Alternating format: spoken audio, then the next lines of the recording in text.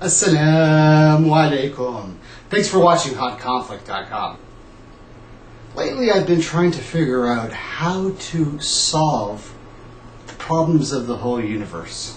Actually just wondering, how do Muslims actually communicate better?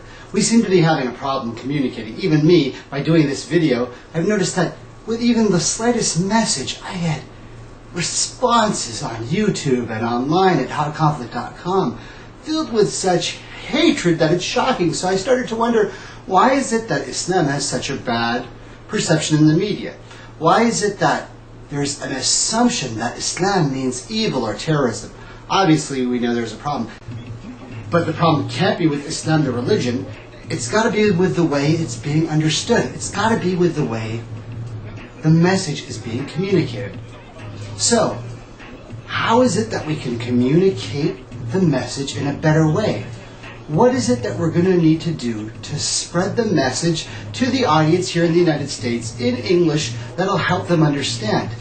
We see this problem going on in mosques all over the country with the first generation of people who don't necessarily speak English and can't communicate it properly. So I started to think, what I really need to do was find a proper new methodology to communicate. By speaking on YouTube. The other day I was watching TV and saw Russel Simmons Def Poetry show on television, and I noticed there were actually a few Muslims went up, and I started to listen to the way they communicated. I thought, wow, this is really an interesting new medium. And then I thought, is that what I'm looking for? Am I looking for a poet? Am I looking for a poet? I mean, the Quran, after all, in Arabic is a miracle because it was poetic. It came to a people who were enthralled and mesmerized by poetry, and then the Quran came as an evidence of being some of the greatest language that has ever been created. And that's one of the miracles of the Quran. So was it possible that I was looking for a poet? Okay, interesting concept. Now, where do you find a poet? Where do you find a Muslim poet? That was kind of interesting.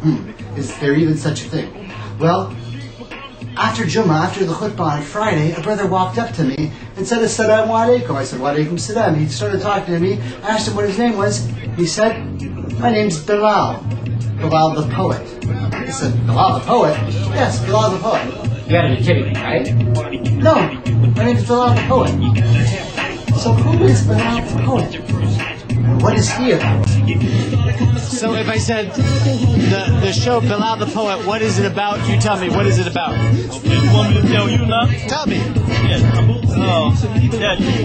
There's a new breed of artists now coming on the scene that's inspired by God and by truth, and that wants to not put a stop to rap, but be one of the forces that help rap become healthier than it is. Because right now rap is in a sick state, and then we gotta restore it to a healthy state.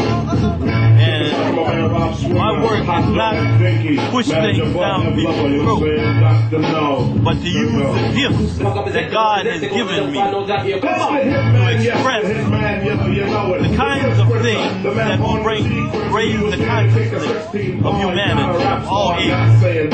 You see, and that partially what I aim to do is not to bore people, and at the same time not to beat people over the head with what I'm doing, but to bring them to a better sense of reality through poetry, because I believe that they say in prayer there's power, yes, but also in poetry there's power.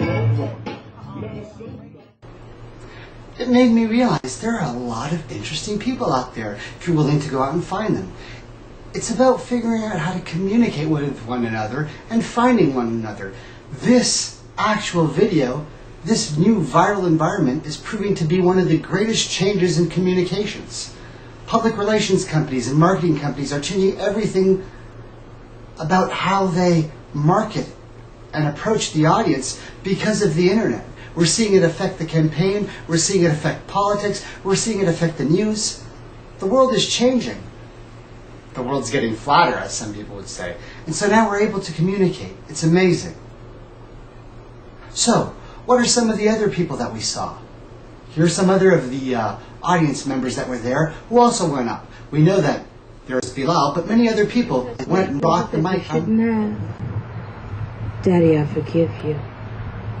And for the times that you made me go out and have sex when I was only 14. Daddy, I want you to know, I forgive you. And Daddy, for the time that you beat me so bad that I could barely cover myself with a sheet. As you can see, some of the pieces are very deep and personal.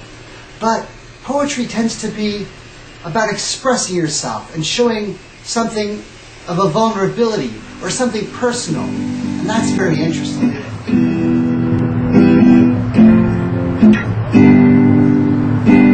Bring me home now, bring me home soon, 'cause my mom misses me and you, oh, I miss everyone. Bring me home now, bring me home soon, 'cause my mom misses me and you, oh, I miss everyone.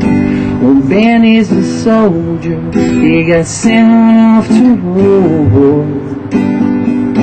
We're looking around some, we say, oh baby Benny, do you know what you're fighting for? He said, that's the sad thing, I just signed up to see the world. Now I'm tired of this desert, and I can't to speak with one of those poets of a long time ago who's found in me that I'm trying to keep that energy going and keep that alive, where we're actually talking about some and conscious poetry. So I try to give that theme here, and the poets have been fortunate enough to go along with that. So I love it, and I'm glad to be a part of that. So I'm gonna bring that brother to the stage so I got a chance to meet. I met him right here at the same spot, and I want y'all to show some extra love, show some love, show some love, show some love, show a lot of love for Bilal the Poet.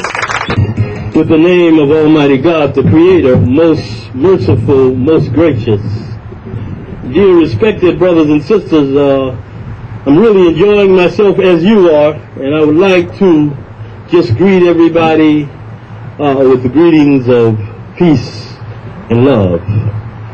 I want to first say that I think, and I told him this, that solo really has the spirit of what this should be about, and that is giving people what they need as it relates to the sense of autonomy and it's the spirit of freedom of expression, to express themselves, to express what's on their hearts and on their souls. And in that same conjunction, I truly believe that the poets offer a very special significance, a very special energy to this world, because in the poets we can bring the messages that need to be heard, you know, and we can bring the messages that need to be heard without sounding like somebody who has this know-it-all type opinion, or without being a preacher, without being a teacher, but being someone who's being used as a vehicle by the Almighty to express what's on their spirit. Brothers and sisters, it was the poets, to a great extent, that fought the struggle, that helped the struggle, the civil rights struggle, the struggle for black power as it was called, the other struggles, the struggle for revolution. It was many of the poets, people like Leroy Jones, who later became Imam Baraka, people like Gwendolyn Brooks, and people like Nikki Giovanni, and people like Maya Angelou, and people like Paul Lawrence Dunbar, all the way back in slavery, and Phyllis Wheatley, all the way back in slavery. They were the ones who were courageous enough, even when the slave master had his whip, they were courageous enough to take poetry and get their message into the society and into the world. We can do the same thing today. And to a great extent, we need to be using our poetry to bring our youth, especially our young men, to a more civil and more intelligent state of being, so that we can all rejoice with a victory together. To see extended scenes and clips of other poets and other artists, go to HotConflict.com and check out the Poets Corner. Thanks for watching Hot Conflict. Assalamu alaikum.